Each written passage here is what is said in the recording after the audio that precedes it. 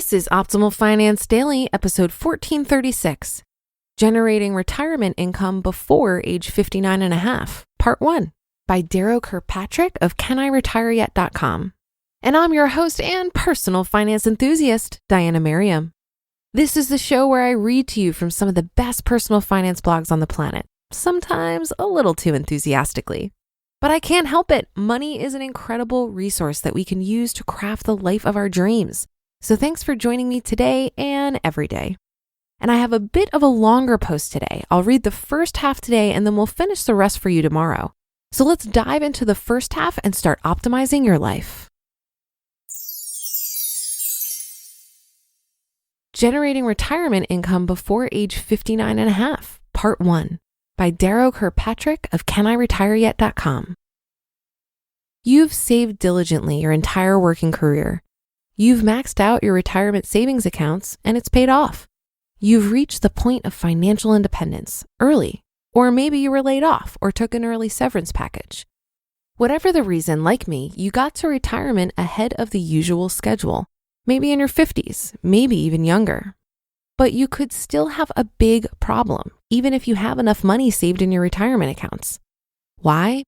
Because you can't generally touch those tax-sheltered accounts without a penalty before age 59 and a half. If you take money out before then, you fork over 10% of it to the government, in addition to paying taxes on the income.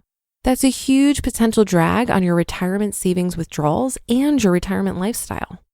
So even if you have enough savings to retire, in theory, how and where do you get the cash to live on until you reach that threshold age of 59 and a half? In this article, I'm going to explore your options for making ends meet until you can dip into your retirement accounts freely. Some of these techniques are simple and well known. Some are more obscure and complicated, but taken together, they give you the means to finance an early retirement long before the government allows unhindered access to your dedicated retirement accounts. But please beware, this topic is heavily impacted by tax considerations, and I'm not even close to being a tax professional. I pride myself on avoiding our Byzantine tax code as much as possible. So before taking any action based on something you read, always confirm the details against other sources and/or review your personal situation with a tax pro. Taxable accounts. The simplest, most obvious, and most flexible way to avoid penalties when withdrawing your money before age 59 and a half is this: maintain substantial taxable non-retirement accounts. In my case, we were dedicated savers. Once we reached my high income years in my 30s and 40s, we maxed out our retirement contributions nearly every year and went right on saving thousands of additional dollars in taxable accounts.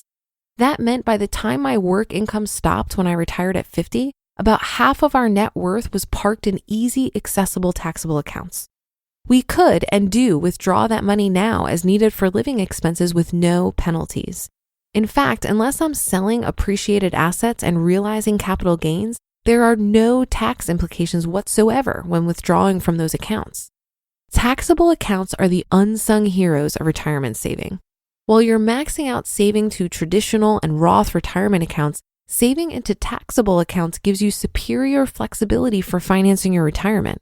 And surprisingly, if you're able to keep more of your taxable investments in equities and live modestly in lower tax brackets, the long-term performance of those taxable accounts can be nearly as good as tax-sheltered ones. That's because you're exempt from paying tax on long-term capital gains in the lower tax brackets. In an article I wrote last year, I reported on detailed simulations I ran to prove this point. My conclusion? Remarkably, a taxable account with most of its growth coming from capital gains, if that growth is withdrawn in the lower two tax brackets, is essentially equivalent to a tax-free retirement account. That's because in either case, the growth is not taxed. Roth accounts and conversions.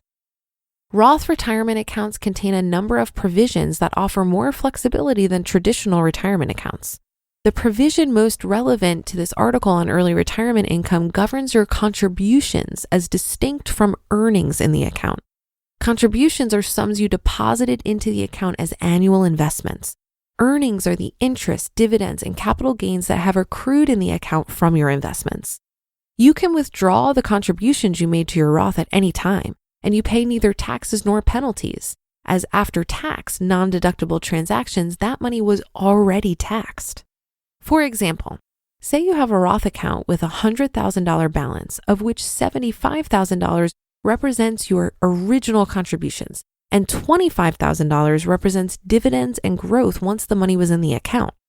Well, before age 59 and a half, you can withdraw from that account for retirement living expenses up to $75,000 with no additional taxes or penalties.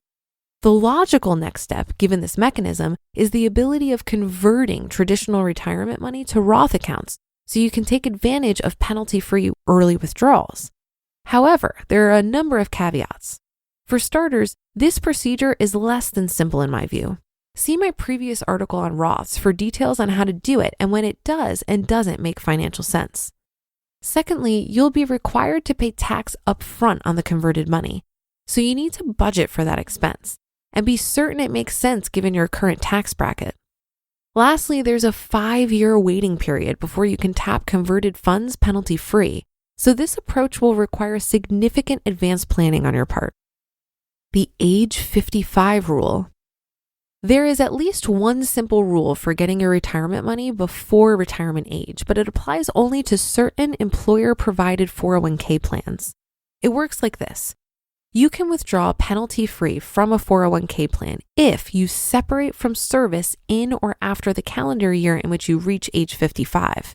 Depending on the timing, this rule could give you more than 4 years of penalty-free retirement income before reaching age 59 and a half. An excellent post at Oblivious Investor lays out all the fine points of this rule. For one thing, it doesn't matter why the separation from service occurred. It might be a layoff, or you can just simply quit and retire early. But you don't have to be fully retired to qualify. You can also take a part-time retirement job and still qualify to withdraw retirement funds from an employer you previously left at or after age 55. But also note that this exception does not apply to IRA accounts, only to 401ks, and that could be one reason to wait on rolling over any employer plans into IRAs. By keeping your money in your previous employer's 401k, you are also retaining some flexibility for withdrawing funds before you turn 59 and a half. 72T rule. Hear that in tomorrow's episode.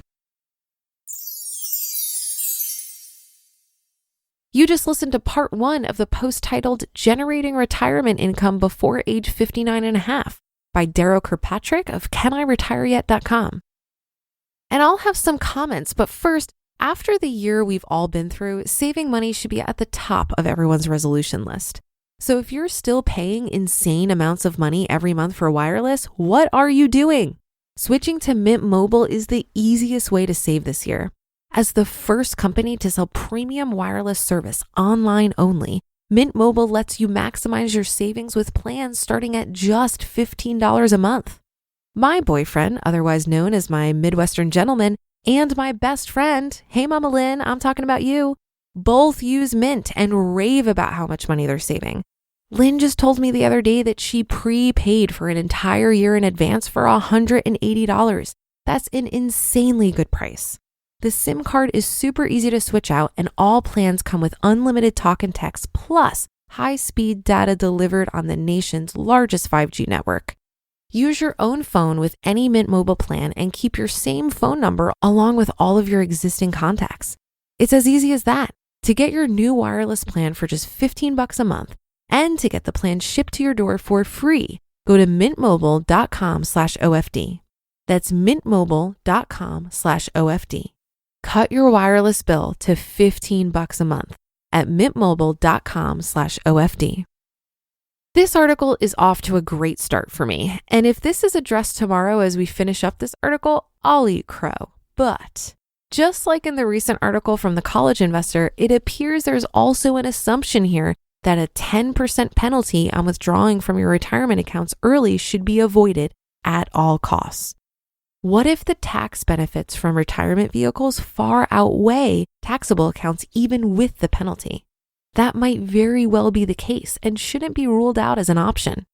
We really need to run the numbers here. So I'd really encourage you to read the article How to Access Retirement Funds Early by the Mad Fientist, who debunks this idea that if you want to retire early, you should prioritize investing in taxable accounts over fully funding your retirement vehicles.